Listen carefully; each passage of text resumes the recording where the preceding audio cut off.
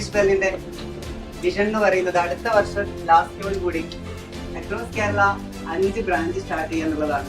അല്ല, വലിയ വലിയ ബിസിനസ് ഓണേഴ്സിനെ കാണുന്ന സമയത്ത് ഈ 3 അക്ഷരം BNI എന്നുള്ളത് പറക്കുകയാണല്ലോ, പിടിക്കാൻ പറ്റാത്ത അവസ്ഥയിലേക്ക് പോവാണല്ലോ.